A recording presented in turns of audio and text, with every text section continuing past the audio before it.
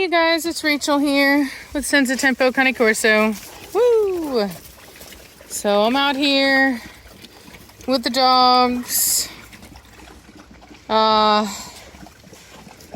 got Remy, Mad Mortigan, Roxy back there, Brindle, Asia, Kona, Vienna, Jolene, Preacher, Habibi, the smallest, Grim, and Bella Rose,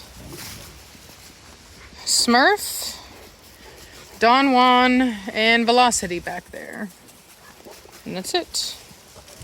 Everybody else has already been let out to go to La Bagno. And Saffron's due to give birth anytime now, and so she's not here. Saffron's got some type of cough, or not Saffron. Remy does. She's doing some honking, but I'm sure she'll get over it. Oh, Kona, rude. Dramatic, much. Oh, Velocity.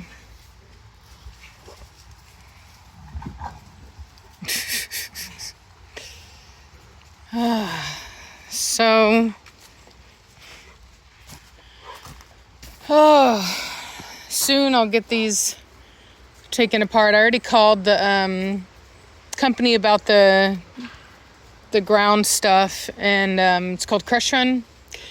And basically they won't deliver when it's wet. So it did rain yesterday. Luckily we're not too wet. So I think I can probably get it delivered this week. So I'm going to get these taken down, moved out of the way. I'm going to even everything out, and then they'll literally back it in here, and they'll probably start over here and then like over there and then come around and just kind of drop it. May need 2 loads for the amount of Crush Run that I want. And then that's going to be awesome. I'm going to be super excited about it. Or I'm already really excited about it, but it's gonna be really cool to be able to have that done. And oh man, did y'all see that slobber? So she's not in heat, you weirdo. She just smells like it.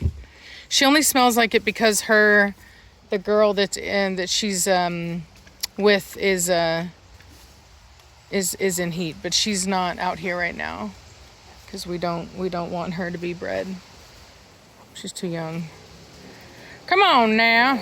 Oh, he's literally got slobber on his own tail. He doesn't realize that she's not in heat. Don Juan, get down. She'll teach him. He'll Preacher, out. Preacher thinks he can go in with the sneak low. He's just gonna sneak in and, you know, oh, look at him, he's excited. So we're gonna have to kind of watch them and keep an eye, make sure that everything stays calm here, because Preacher, out, because we don't want for there to be any conflict or issues. See, she's not gonna let him. She'll get onto him, and she'll tell him, Preacher, stop it. Because she ain't going to tolerate that. Jolene is a pretty dominant female. Ooh. She may not be my biggest female. But, you know, that doesn't mean anything. I mean, she's still a puppy, so.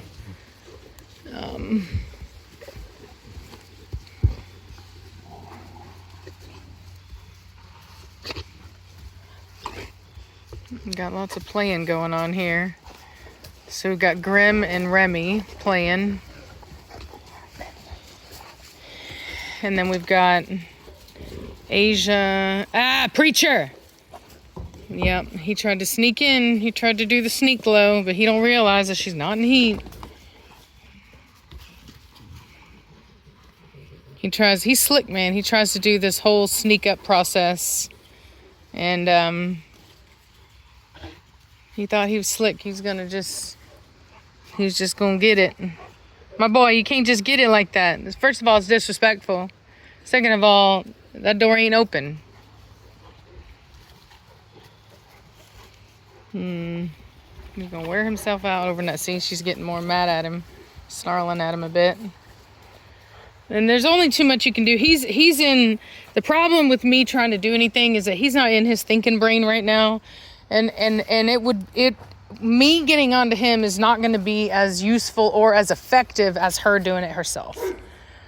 So that's why I'm not wasting my time with it, because he really believes that she is, and there's nothing I can do about that because she smells like it because of the dog that she's next to. So, but I'm not going to film it because people be sensitive on YouTube. So they be thinking, hey, girls, what you doing over here? What you doing over here? Ooh, Roxy. What you doing, Roxy? What you doing? She's getting big, man. I tell you what. I think she's bigger than her mom now, which I was really hoping. Her lines grow slow. Velocity's lines, Preacher's lines, they're slow growing dogs. And so anyway, so it takes them a while. Velocity, come here. Come here. Hurry. Oh, Smurf's got the stick. Oh. Roxy, come here. I wanted to see Roxy and Velocity together. Velocity, what's wrong with you? Hey, girls, be nice. What is wrong with you, little Miss Hormonal? Oh, look at her trying to do something. Look at you trying to do something. Preacher, get her. Just get her. No, not her. You know exactly what I'm talking about. He's like, you didn't specify. You just said her. You didn't specify which her.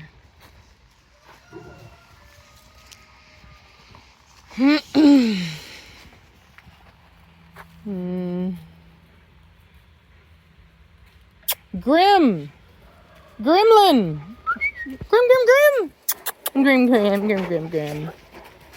Jolene, go away. Leave me alone. No, I ain't got nothing for you. Go away. I wasn't even talking to you, first of all. I literally wasn't even talking to you. I wasn't even talking to you. No, go away. Don't you touch me with them dirty paws. I'll put you down. Give me that face. I'll put you down. I'll put you in submissive posture. Preacher, get off. Preacher, stop it. She's not in heat. You messed me up. I was trying to put her in submissive posture and you messed it up.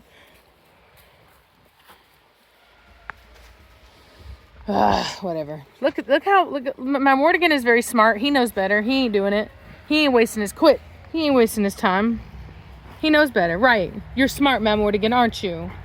You're a smart boy. Yes. He said, I ain't wasting my time on some chon that ain't even ready. Hey, boy, Matt Mortigan! Hey, you guys. So, this is the aftermath. We got Mad Mortigan. I just put everybody else up. Come here, Donnie boy. Good boy. One of the things I want to show you is that he doesn't have any holes on him at all. So the dog is fine. Let me see here. Yeah, he's fine. Nothing wrong with the dog. So that was really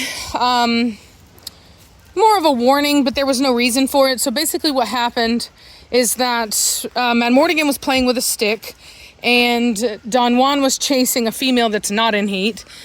And Don Juan got too close to, they were trapped between the tree, and Don Juan, couldn't or wouldn't back up and move out of the way, and Mad Mortigan was being possessive over the stick with them being so close and took it as a threat. And basically just, gave Don Juan a bit of a shake. Now, I did get onto them, as you could see in the video. I did cut the video off because I'm not a dog fighting channel. But what I will tell you is that it was pretty quick. They got off each other very easily, and I didn't really have to do anything. other than what I already do, which is raising them to already not fight, and they know that stuff's not allowed, and I raise them to be around each other. And so there's a lot of work that I do that enables me to be able to take two dogs that just had an incident like that and have them back out here together. And I will tell you that it's very important that you do that. So whenever you have two dogs that just got into a fight, it's really important. Now, obviously, you have to know what you're doing, and so that's why it's important not to have dogs together that could potentially fight, which is why breeders will oftentimes not sell you a male if you already have an intact male in the home, or two females, things like that, right? Like, we want to be able to help you avoid those situations before they even take place. But having said that, it's very important that if you are the kind of person that likes to have multiple dogs, the sooner you get them back together and respecting each other and tolerating each other, the better. Because that behavior, that relationship will spoil if you don't. And you have to make sure that, and there's two reasons why. One, they'll kind of build this animosity towards each other. And two, is that, hey, get out of that. What are you getting into? Is that they need to understand that you expect them to get along.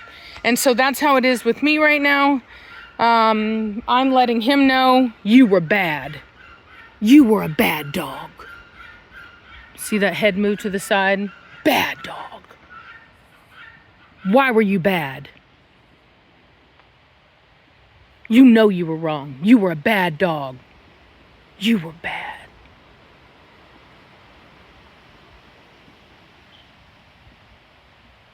See that avoidance, the not looking at me? So now, how he feels about me does not translate to how he feels about his brother. And that is his brother. They're half brothers. And so anyway, and that's fine. It is what it is. Like, they don't have to, my rules are, you don't have to like each other, but you will respect each other. You will get along. Now, to some degree, there's some stupidity going on right now with hormones. We do have a female in heat. It wasn't a female that was out here, but we do have one that is in heat, and that does make males kind of act up. And I recently added this new space here with more room to run, and that adds excitement. And so when you add excitement onto hormones, you get fights. And that's why it's so crucial that you know how to handle your dogs, and that that they understand what your expectations are. And so that's why it works. And that's why I can have these two boys together.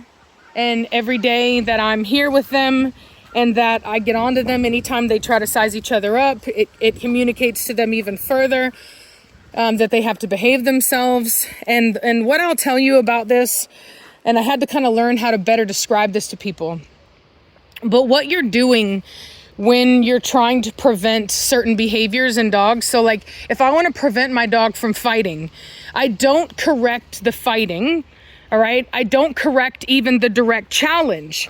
I correct the energy when I notice that my dog is even thinking about getting dominant. And that is in the dog's behavior. So what you'll notice is, see, they just avoided each other there, tails up.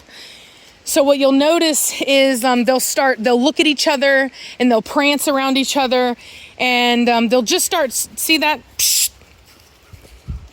No. Don't you be a bad dog. No.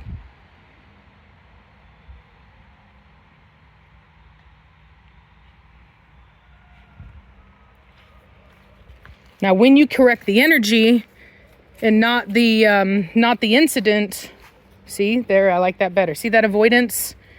He gave him space a lot faster. And what I do is I correct the energy. I correct when they're thinking about it. And the example that I like to give to people is that, see how quickly he moved away? He kind of looked and he's like, ooh. So the thing I say to people is, when you have kids, or if you've ever been a kid, which obviously we all have, so this is why this is relatable, is that basically you'll see kids and they'll kind of look at you and they want to go touch something that they know they're not supposed to touch, right? This is classic, learning your boundaries, pushing boundaries, which is what kids do. And so they know they're not supposed to touch it, okay? And they look at you to see if you're looking, okay? And then you'll see them quit.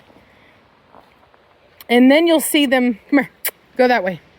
Now, Mad Mortigan, go. Come here, now. Let's go. That way, go. Go on, go. Mad Mortigan, no. Don Juan, I'm not talking to you. I just want them to be, I don't want him getting too excited. No. So anyway, I'm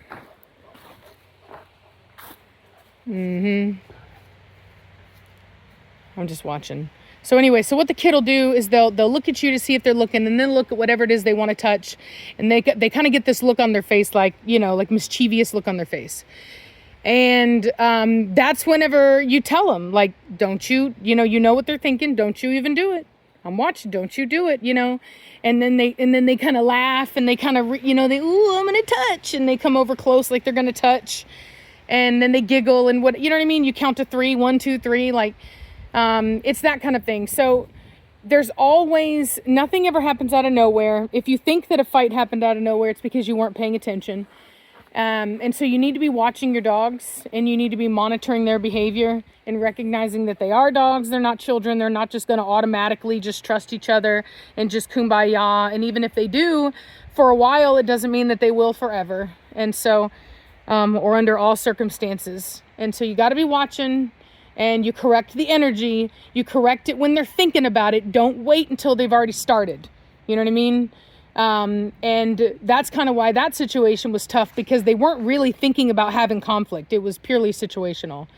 And those kinds of situations really can't be avoided if you're going to have multiple dogs out together. But what you can have is good control, so that when it does happen, your dogs listen and they separate quickly, and it's not a super serious thing. So anyway, hope that helps, and I'll talk to you later. Bye.